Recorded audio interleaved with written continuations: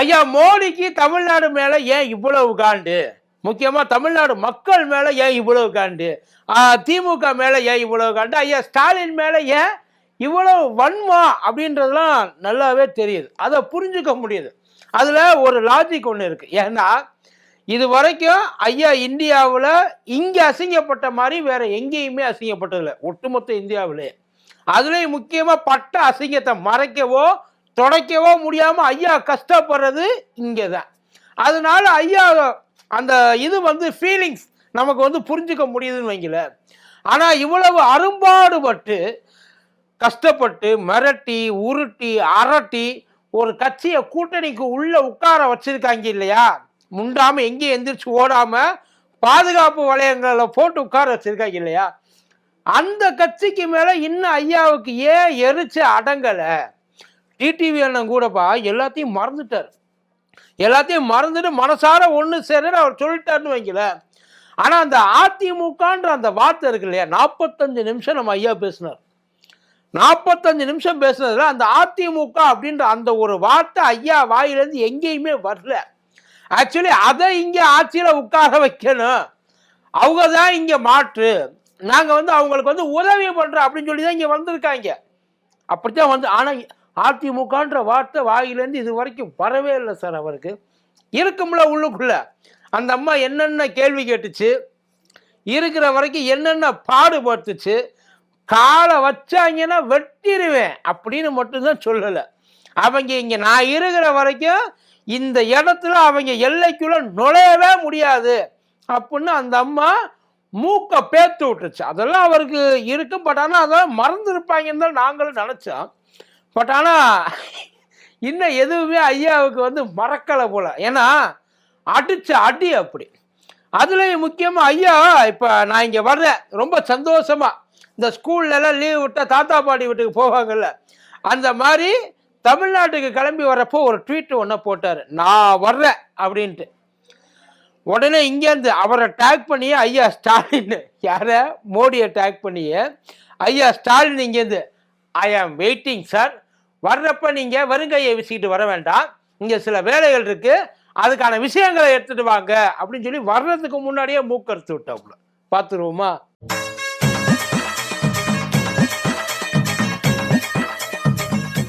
Booster சுகரை control பண்ணும், உங்க ஆரோக்கியத்தை மீட்டு தரும். சர்க்கரையை கட்டுப்படுத்துறதுக்கான எளிமையான வழிமுறை, இயற்கையான வழிமுறை. அனைத்து மருந்து கடைகளிலும் கிடைக்கும். மதியம் நேரம் வணக்கம். இது மதியம் தர்பார் கூத்தடி கோப்பி.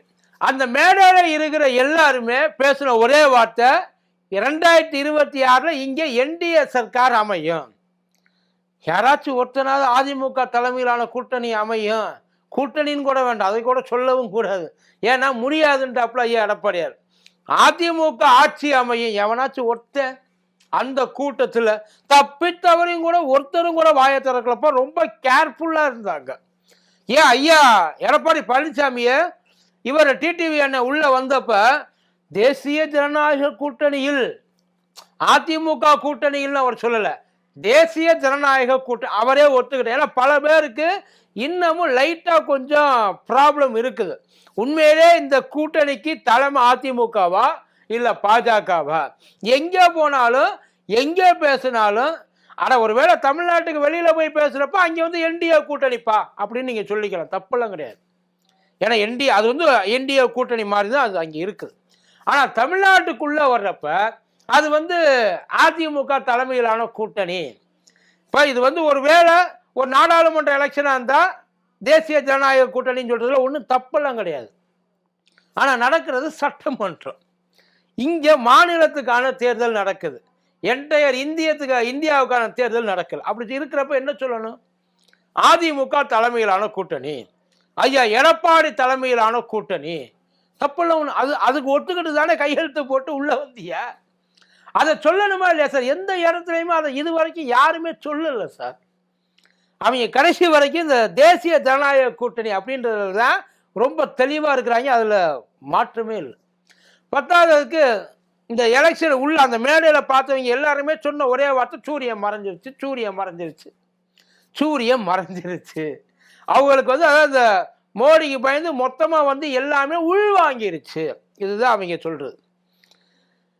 இந்த தேர்தலுக்கான உண்மையான ஹீரோ ஸ்டாலின் ஐயா தான். இப்போ சொல்றேன் கேட்டு, இந்த ஒட்டுமொத்த தேர்தலும் அவரை சுற்றி தான் நடக்குது.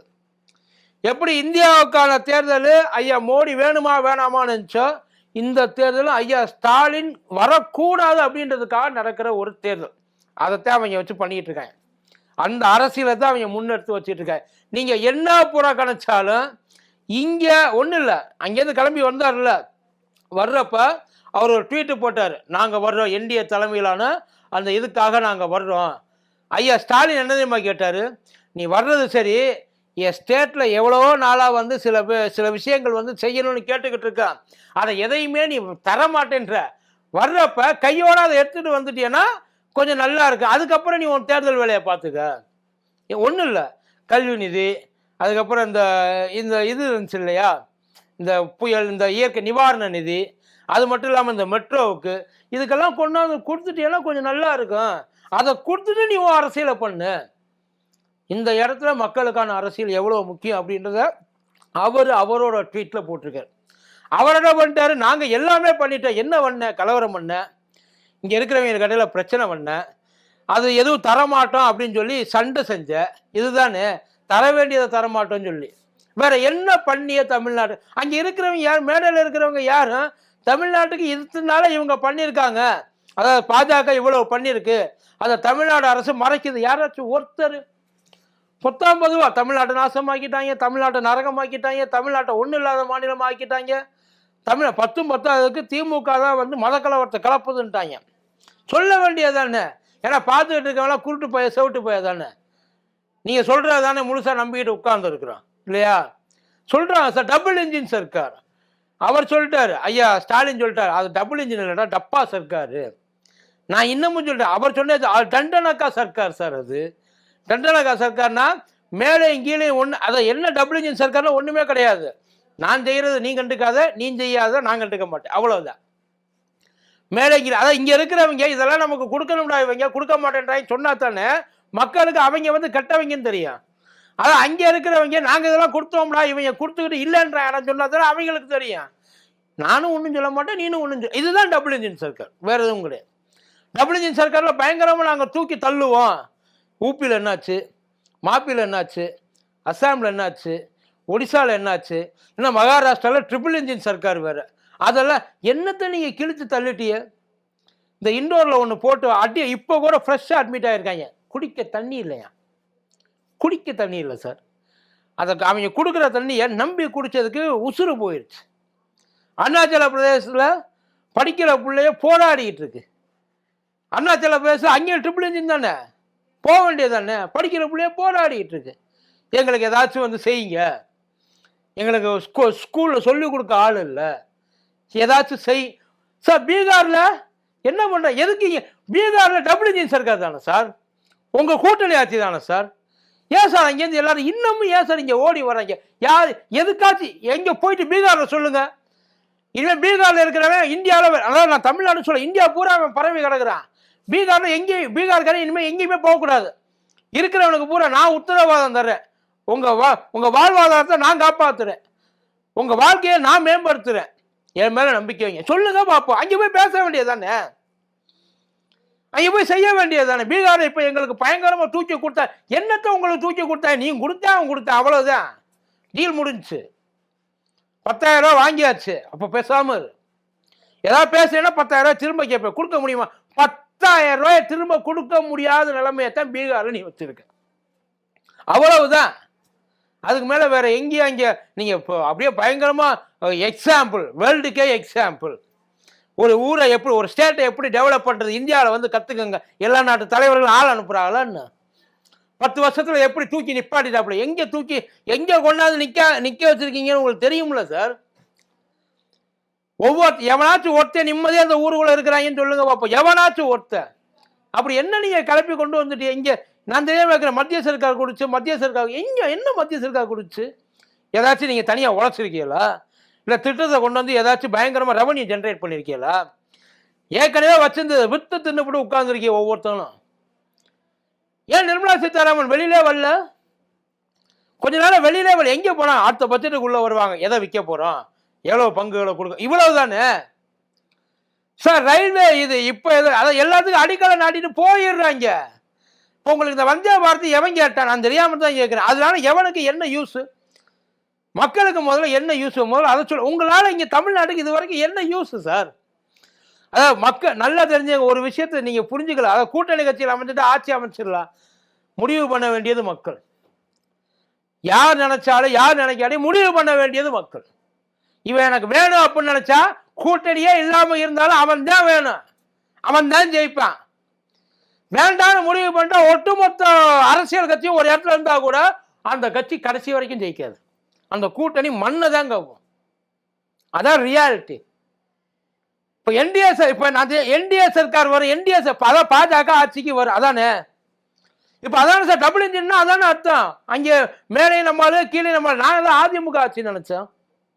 அதிமுக தான் அதிமுகன்ற பேர்ல நீங்க உட்காந்து ஆண்டுகிட்டு இருப்பீங்க. அப்படித்தானே? ஏற்கனவே வெறும் 4 எம்எல்ஏ வச்சிருந்தப்ப எதிர்கட்சின்னு சொன்னவங்க அவங்க அதுக்கே ஒன்றும் சொல்லாம வாயை மட்டும் உட்கார்ந்துருந்தா சார். அவங்க சொல்லிட்டு போறாங்க நாங்க தாங்க எதிர்கட்சி. வேற எது அவங்க ரியாக்ஷன் அவ்வளவுதான். அப்பயும் கூட்டணி தான் இருந்தா ஏன் நீனா எதிர்கட்சி? அப்ப நான் யாரு? ஒத்த டிஜிட்ல வச்சிருக்க நீனா கிட்டத்தட்ட 3 டிஜிட்டுக்கு எய்ம் பண்ணிட்டு இருக்க. நான் எங்க? நீ வந்து எதிர்கட்சின்னு சொல்லிட்டு உட்கார்ந்து இருப்பியா? வாயை மூட்டு பேசாம இருக்கணும். சொல்லி இருக்கணுமா இல்லையா? அந்த அம்மா இருக்கப்ப பேசிடுவாள். அப்ப இதுல அம்மா வழி ஆட்சி எனக்கு தெரியும். அந்த அம்மா வழி ஆட்சி இப்ப டிடி வேணும்னு சொன்னாங்க ஐயா எடப்பாடியாருன்னு சொன்னார். அம்மா வழி ஆட்சின்றது என்ன சார்? அவங்களுக்கு பின்னாடி வேட்டி துவச்சு கொடுக்கறதா? இல்ல அவங்க சாப்பிட்ட எச்சலை எடுத்து போறது? இல்ல கிட்டத்தட்ட அப்படித்தானே இருக்குது. மேல இருக்க எந்த தைரியத்தில் சொன்னா தெரியுமா அம்மா? அவரா நானா பார்த்துருவோம், இங்க வந்து நின்று போட்டி போடட்டுமே, ஓட விடுறேன் சொன்னாங்களா இல்லையா? சொன்ன செஞ்சு காமிச்சாங்களா இல்லையா? அது அம்மாவின் ஆட்சி. எது வந்தாலும் நீங்க சொன்னா சரிதான், நீங்க என்ன சொன்னாலும் நாங்க அதை மீறி இருக்கோம்மா, உங்களோட தான் எங்கள் பயணம். இதுக்கு பேர் அம்மாவின் ஆட்சியா சார்? பேசிக்கிட்டு இருக்காங்க எல்லாரும். கடைசி வரைக்கும் நீங்க நல்ல என்டிஏ சர்க்கார்னு எவ்வளவு கூவ முடியுமோ கூவுங்க, அது ஒண்ணு போதும். என்னைக்கு என்டிஏ சர்க்கார் நீங்க உள்ள கொண்டாந்து வச்சீங்களோ அன்னைக்கு நீங்க அவங்க அடிக்க தான் ட்ரை பண்ணி. நல்லா தெரிஞ்சுங்க, திமுகவோ அதிமுகவோ ஒருத்தனுக்கு ஒருத்தன் சண்டை போட்டுக்குமே தவிர ஒருத்தன் சாவடிக்கணும் என்னைக்குமே நினைக்காது. திமுக அதிமுகவை சாவடிக்கணும்னு நினைக்காது, அதிமுக திமுக செத்து போயின்னு நினைக்காது. ஏன்னா அவங்க 2 பேருக்குமே ரொம்ப நல்லா தெரியும் இவங்க மேல இருக்கிறவங்க, அது பாஜகவா இருக்கட்டும் காங்கிரஸா இருக்கட்டும், மேல இருக்கிறவங்க என்னைக்குமே நமக்கு பக்கபலமா நிக்க மாட்டாங்க. நம்ம கிட்ட பவர் இருக்கிற வரைக்கும் தான் அவங்க நமக்கு அடிமை. இப்ப எப்படி ஏன் அதிமுக பாஜகவுக்கு அடிமையா போச்சு? அதுகிட்ட பேசுற அளவுக்கு பவர் இல்லை, அது பக்கம் மக்கள் இல்லை. ஏன் மக்கள் இல்லைன்னா ஆரம்பத்துல அவங்க அப்படியே பழகிட்டாங்க, அதனால மக்கள் அவங்கள ஒதுக்கிட்டாங்க, அவ்வளவுதான்.